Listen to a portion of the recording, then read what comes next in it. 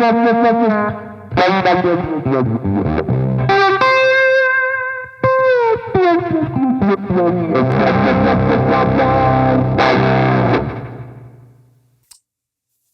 know what time it is, friends? Filter o'clock. On the golden age of gear. And it's the This is the worst intro we've ever done. fucking terrible. I was like, what are the calendar? Where to go? What other time things? It's Tuesday, the ring modulator of August. Anyways, we're messing around with some unusual toys. Yes. I've never played with this EQ pedal. These are both from Fairfield Electric, which are countrymen of ours. Yeah. From over in, I think they're in Montreal, but yeah, Quebec. They're in Quebec. Yeah, I don't, but I'm not entirely sure what city. I thought Montreal, but I think you are correct. But there are other places in Quebec, so this thing is awesome. Yeah.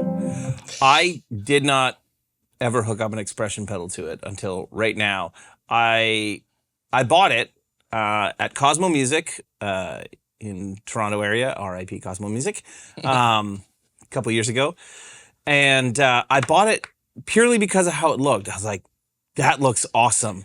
I love the like hand stamped, obviously hobby boxes. It kind of takes you know, like this would be somebody's prototype. Yes. But it just I mean they're super solidly built. Like there's nothing prototype about it, but it looks rugged, and I love that. Oh, what the Oh, hey. How are you? Like and subscribe. Yeah, I bought it because of that and because it has a tilt EQ on it. And I was like, I want another pedal that's got a tilt on it and see what it's like. And I loved the packaging that it came in because it came in like a brown paper lunch bag with like, I'm pretty sure it had like a Fairfield logo stamped on it. And I was like, this is the cheapest, shittiest packaging you can imagine, but also the coolest packaging you can imagine for that product. Totally. It fits. Yes. I'm a huge fan of theirs. I have a bunch of their pedals. I have had the Model B, which is a switchless version of their barbershop drive. The thing's fantastic. The Unpleasant Surprise. I sold both of those. Deep regret. But I have the Shallow Water, which is a really beautiful chorus pedal. It's kind of like, it's a chorus pedal, but the chorusing doesn't follow like a regular wave. It's randomized. It's called a K-field modulator, and it's beautiful. And it's got this thing called a low pass gain, which is not exactly a low pass filter, but it basically like brings in or takes out I think it's a fixed EQ point low pass filter that you can blend in. And initially, my understanding of it, why am I talking so much about a pedal that's not here? It's awesome. Was to get rid of noise, but it's actually just it's like a magic maker, but it's like vibe machine. I bought this, which is a ring modulator, after watching, if anybody has watched the guy on YouTube, Knobs. Okay. He works for Chase Bliss now, but he was like one of, if not the sort of first pedal YouTubers that was not necessarily geared towards guitar. Like he does a lot of sampling and a lot of production stuff. He is a really nice guitar player too, but also Canadian, Toronto. And every single one of his videos that I have watched, not every single one, but like I want to say 90%, has resulted in me buying something. Cool. And I buy the thing that he demos and I'm like, aw, sounds nothing like the Knobs video. But I watched him demo this ring mod and was like, oh my God, I need a ring modulator. And I have actually found some really cool sounds in it. That's very cool. Going back to something you mentioned earlier on about the fact that you bought a couple pedals and you sold it and you regretted it. How often, because you move lots of gear, right? Like I see you just either trading stuff away or you'll have something for a little while and something new comes out and you're like, I'm going to sell these other things. I'm going to get that thing, right? Yeah. How often do you find that you end up regretting moving something that you just weren't using? Like, I'm not talking about when you have to sell something out of necessity. Everybody regrets when they have to sell something because bills are due. But how often are you just like, I'm not really using that anymore. I'm going to move it along. How often do you regret that? Very, very seldom. Okay. My pedal collection consists of like many examples of a similar circuit. Yep. So like I have a boatload of Klon clones. I have a boatload of Bluesbreaker clones. I don't have any like real. Well, I have a King of Tone, but I often move things along that just haven't made the cut for whatever reason. So I very seldom do I regret getting rid of stuff, and I wouldn't say like I move a lot of stuff, although I am moving gear right now in pretty high volume, but. I should say that's in relation to me, where I get rid of nothing. Yeah, or right. almost nothing. So to me, it seems like a lot. Like if you tell me you're selling 3 amps, like you move 3 amps because you want to buy something else. Yeah. And like I want to buy my tax bill. I thought it was super that you wanted from me, but I mean, one day that's what it'll be. But like I very seldomly, this year's been the first year that I've been like, okay, I have some guitars that I don't actually ever play. They have zero sentimental value to me. I just bought them because they were a good deal, or because, I bought an SG custom. It was a 91 or a 92. I think it was a 92 that I bought because I kind of got it in my head. Like, I made fun of the SG for so long. Like I always say, it stands for shit guitar because I just think SGs are shitty. And I was like, you know what? Spoken like a true shitty person. I know.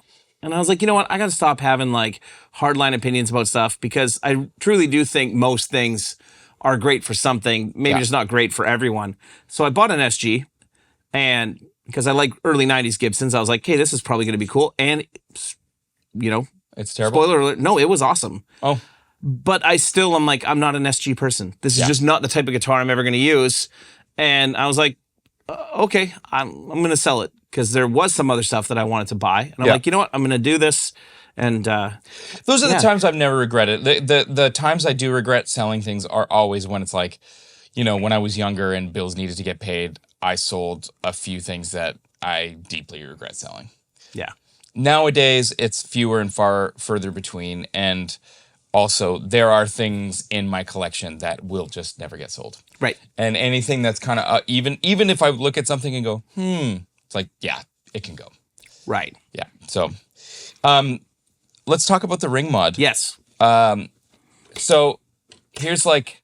What is a ring mod, first of all? Okay, I'll explain it in the best way that I can. And I'm sure scientifically there's more going on. But so this has 2 speed modes, high and low. So if we set it in its low mode and crank it all the way down, it's like a tremolo. So it's like a sine wave tremolo. And it's got, this has 2 modes, or 2 waveform shapes, sine and square.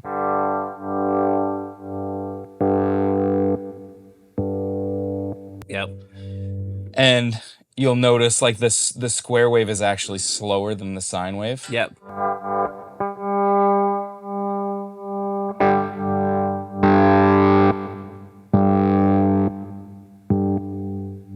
I don't know why that is.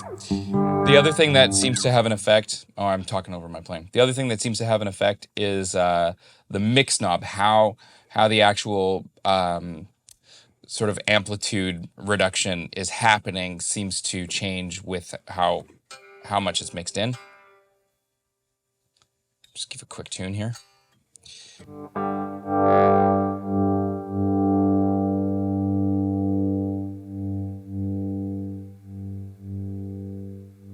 Did you hear that? It's like going, wah, wah, wah. It's very weird. So that's sort of set in its lowest mode. But what I found, as you crank it up,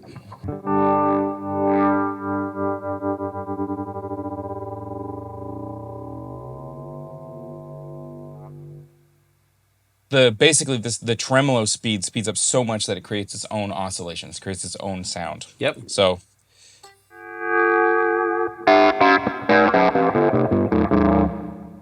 I have it set mix high, so all you're hearing are the oscillations from the pedal itself, but if I mix it in part of the way, then...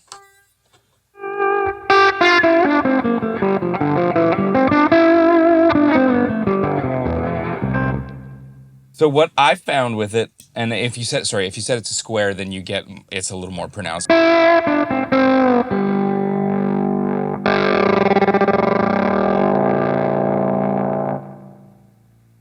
And then in the high mode, so we'll take it to the opposite end of the speed sort of.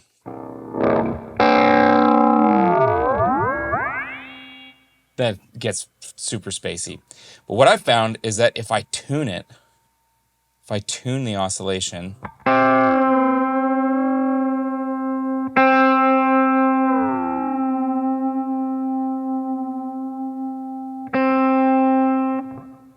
if I play notes in the key of that pitch, it will change how the overtones develop. I'll just show you, but it's... Set the mix higher.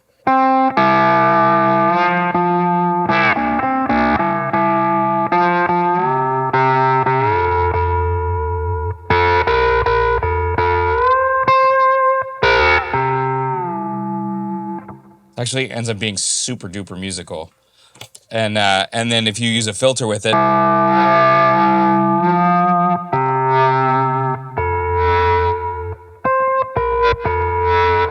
actually let's flip where the filter is in the chain here. That's very tight. This is super tight.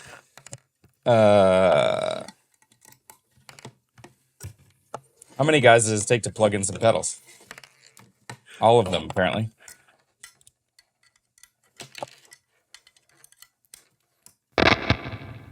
Don't watch me work. Ow.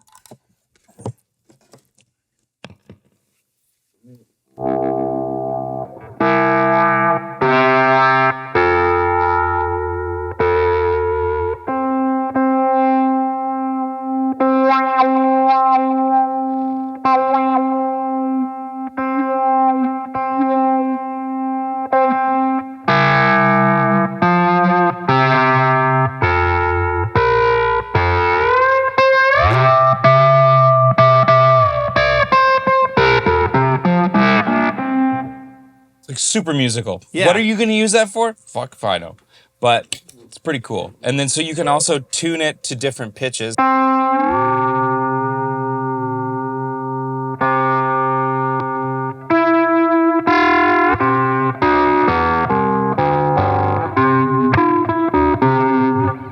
So there's lots of room for some pretty wacky musical things.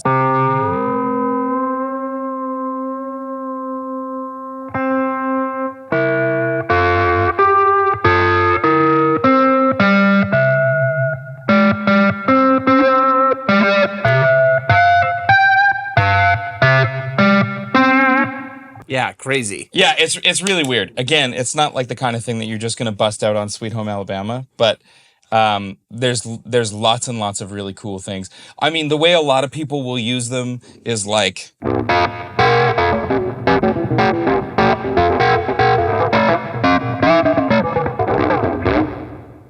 just as a Sounds like Primus. as a noisemaker, which is really cool for, but you know, you can also get some pretty beautiful sounds out of it too. It did remind me in one of the settings you had there. It did remind me a bit of the. Is it the Bit Commander? Yep. Do you know what I mean? Like that it's doing kind of a, like the Bit Commander's doing kind of a similar thing, but in a kind of a more fixed position. Yeah, I would imagine it's basically just like messing up your signal and adding things to it. I mean, so so if your waveform is doing this, then the ring modulator is adding a waveform to your waveform. Okay. So when you're tuning this thing to a pitch so that it's like matches, then they're oscillating together, and when you play notes that exist within the harmonic series of that fundamental pitch, then it will make this thing freak out. And anytime you play notes that are far away, that are not necessarily in the harmonic series, then that's when weird shit happens. And you can hear like it kind of makes a chord that is consonant. That's not really in the harmonic series, so it kind of sounds shitty.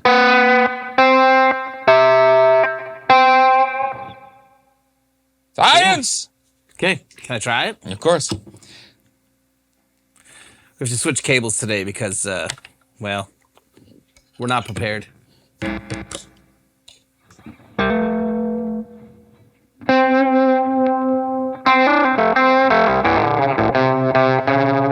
Oh yeah, I So see play in exactly C, yeah. Play.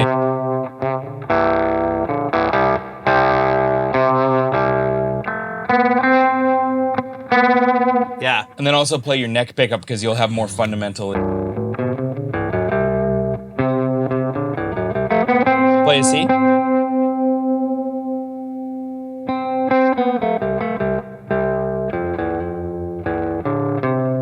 Yeah. Yeah. Yeah. But yeah, that's messed. If I tune it to a different, play a C again.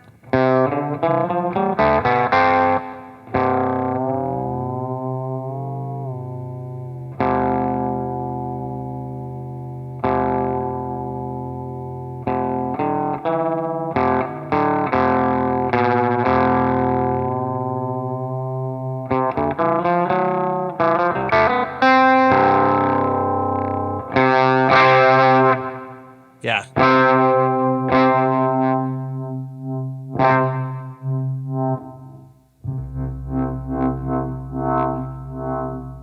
Yeah, cool.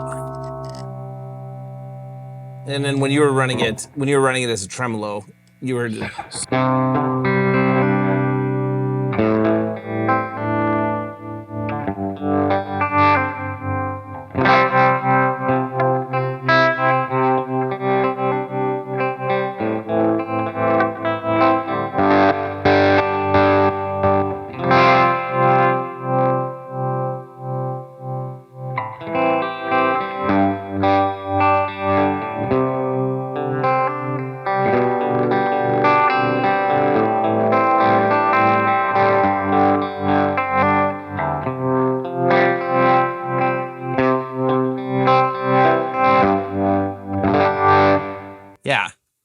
Very cool. Like I know what you mean by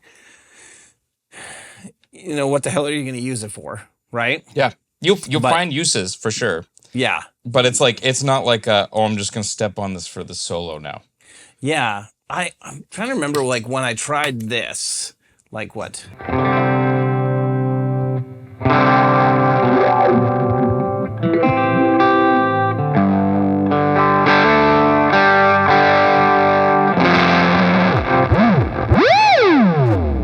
That's probably why I bought it, because I love like the Swarm or like that Pete's Pedals Sure. Weirdness. like theremin fuzz. Yeah. Like I don't use the fuzz side of it very much, but like I do like that like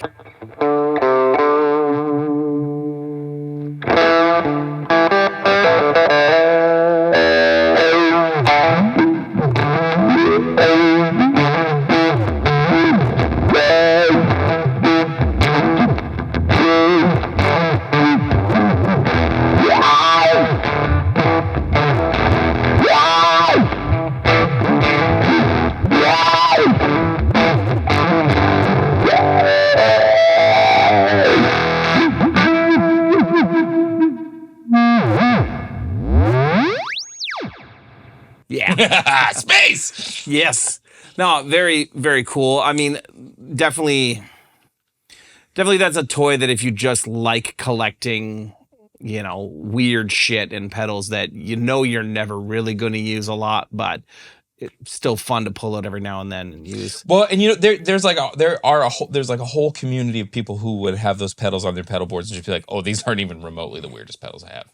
Yeah. And like I like that weird filtery noise thing. I can think of so many ways to use that, like as a mixer or as a producer. There's like, so many times when you want something to catch your ear on a recording or something, where like something like that, would do that. But yeah, it's not like your blues, clawing into a blues breaker. Yeah. Yeah. It's not part of your, key melody that you're going to try to. Unless you're have Tom the people Morello. get- Yeah. Yeah. But yeah, very cool stuff. I've only played a couple of Fairfield pedals, probably two besides your what was this one called? It was Randy's Revenge. Is that right? Yeah. Yeah. Maybe only 2 others besides that. And Their unpleasant surprise is like a killer fuzz, which is a little more straight ahead. Yep. It's still kind of rangy for your average bear, but you can dial in just some like fuzz tones out of it. And then their barbershop overdrive and the Model B, which is again the switchless version, are fantastic. And those are a little more straight ahead drives, and they're wonderful. And they're kind of like they're loved by guitar players and bass players alike. They're killer. Those 2 drives. cool. Yeah. Yeah, I'll definitely have to check them out. Oh, they also make a badass analog delay. I don't have one, but it's mwah. Interesting. Yeah, unfortunately we don't have any stores here that sell really cool boutique pedal stuff like this. You know, you kind of have to would go to somebody like I'm gonna guess like GB Music and Sound would be like. Yeah, Voodoo in Minneapolis. Yeah. Like, I mean, but that's it, 7 hours away and across a border. Yeah. Man, we need a boutique guitar pedal shop here. There's a Music Go Round opening, which will not be that, but it'll have all sorts of weird, like, pawn shop-y style stuff, probably. Right. They're going to watch this and be like, "You assholes, that's not what we're doing at all." No. I've actually found really cool shit at the Music Go Rounds in the U.S. That's where I bought my Johnson Millennium head, so. There you go. Yeah. There's a part of me that wants to, like, start like a hipster coffee shop with a pedal shop in it, but I also don't want to run a business like that. There's no part of me that wants to do that. Yeah. Yeah. There's part of me that would come to your hipster coffee shop, not drink coffee. Yeah, right. But look at the pedals. I'll make you at my hypothetical hipster pedal shop, I'll make you a London Fog. There you go. Then I'm in. Nice. That'd probably do it. Yeah, we'll have a fine assortment of teas at my shop that doesn't or will never exist. Okay. Yeah, and we're going to have all the best pedals. All the best pedals. All the best pedals. It's going to be huge. The best. The bestest ever. I'll stop there. Yeah, I'm very interested to try more of their stuff. And I do love the very like hand-punched look of everything. Let us know in the comments what you think about that. I noticed that I always wait to say like, "Oh yeah, tell us what you think," till we're almost done. Which I mean, kind of makes sense. Kind of feels like the right place to do it, to be honest. I think you're killing it. Oh, am I? Yeah, thank you.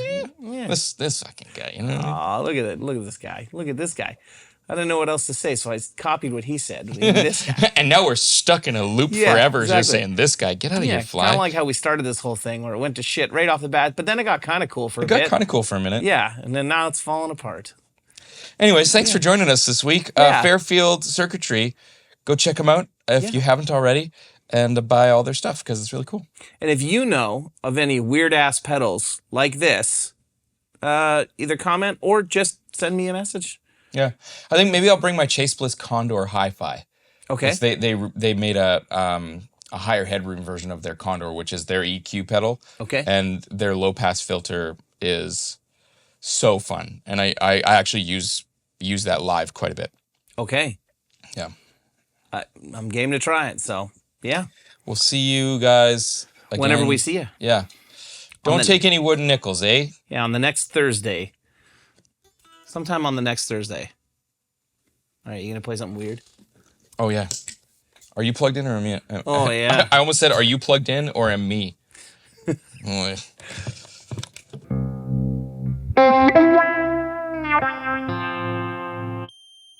Huh?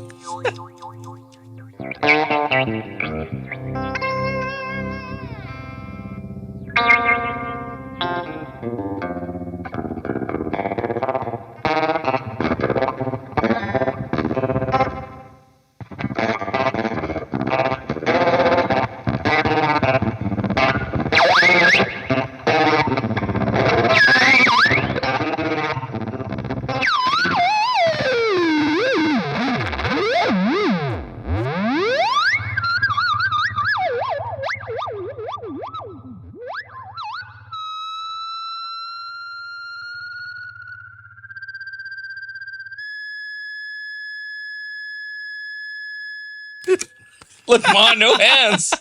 See you next time, friends. See you guys.